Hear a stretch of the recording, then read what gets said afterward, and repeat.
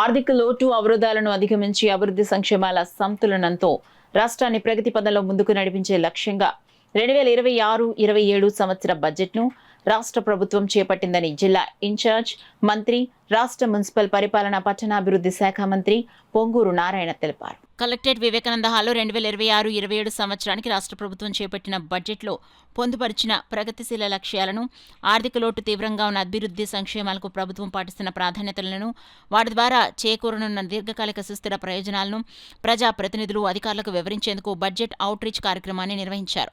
ఈ కార్యక్రమానికి జిల్లా ఇన్ఛార్జ్ మంత్రి పి. నారాయణ ముఖ్య అతిథిగా హాజరు కాగా, ప్రభుత్వ విప్ దాట్ల సుబ్బరాజు, ఎమ్మెల్యేలు నిమ్మకాయల చెన్నరాజప్ప, వనమాడి కొండబాబు, పంత నానాజీ, నల్లమిల్లి రామకృష్ణారెడ్డి, వలపుల సత్యప్రభ, డీసీసీబీ చైర్మన్ తుమ్మల రామస్వామి, మాజీ ఎమ్మెల్యేలు ఎస్వీఎస్ఎన్ వర్మ, పెండెం దొరబాబు విశిష్టాతిథులుగా పాల్గొన్నారు. కార్యక్రమంలో జిల్లా collector MN Harendra Prasad outreach కార్యక్రమం లక్ష్యాన్ని వివరించి 2026-27 రాష్ట్ర ప్రభుత్వ బడ్జెట్లోని కీలకమైన అంశాలను విశ్లేషణాత్మకంగా ప్రజాప్రతినిధులకు, అధికారులకు వివరించారు.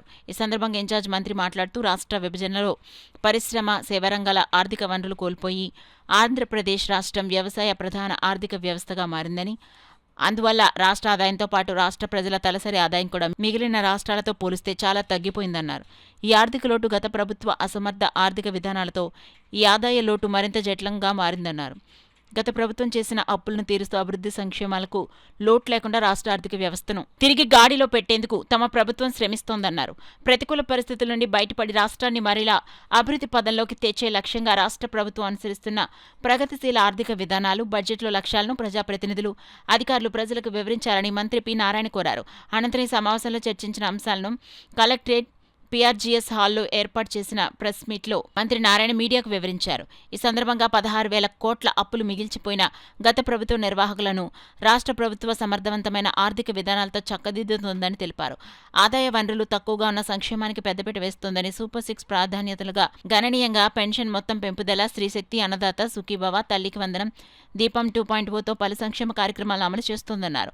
శరవేగంగా సాగుతున్న రాష్ట్ర ప్రగతిని చూసి ఓర్వలేక కొందరు చేస్తున్న దుష్ప్రచారాలను ప్రజలు విశ్వసించారన్నారు. సమర్థ ఆర్థిక విధానాలతో కొనసాగుతున్న రాష్ట్ర ప్రగతిని, వాస్తవాలను ప్రజాప్రతినిధులు, అధికారులు ప్రజలకు వివరించేందుకు బడ్జెట్ అవుట్ రీచ్ కార్యక్రమాలు నిర్వహిస్తున్నామని మంత్రి పి. నారాయణ తెలిపారు. ఈ కార్యక్రమంలో DRO D. Thippenayak, CPO P. Trinath, వివిధ శాఖల జిల్లా అధికారులు పాల్గొన్నారు. ఆర్థిక వ్యవస్థని ఎలా నడపాలనే యొక్క జ్ఞానం లేక వాళ్ళు ఇష్టం వచ్చినట్టు ఆఖరికి ప్రజలు కట్టిన మున్సిపాలిటీలో కట్టిన ట్యాక్సులు కూడా డైవర్ట్ చేశారు.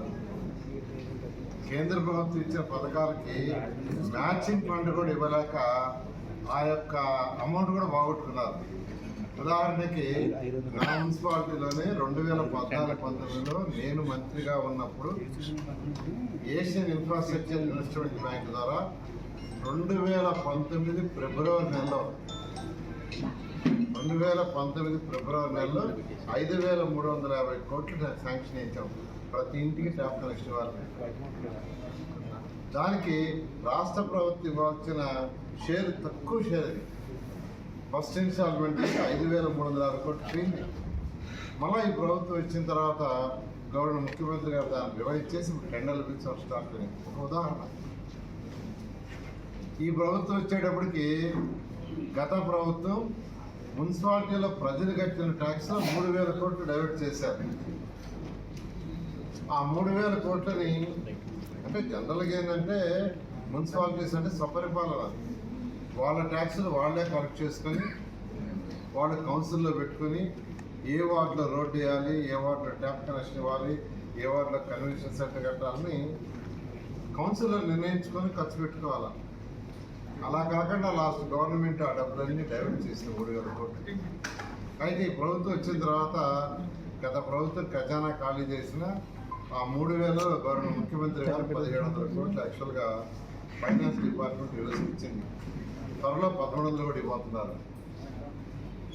అంతేకాకుండా ఈ ప్రభుత్వం వచ్చిన తర్వాత గ్రీన్ ఛానల్ ఇచ్చారు. ఏ మున్సిపాలిటీ డబ్బులు వాళ్ళ దగ్గరే పెట్టుకుని వాళ్ళే కాదు. ఇలా గత ప్రభుత్వం ఆర్థిక వ్యవస్థని చిన్నాభిన్నం చేసింది.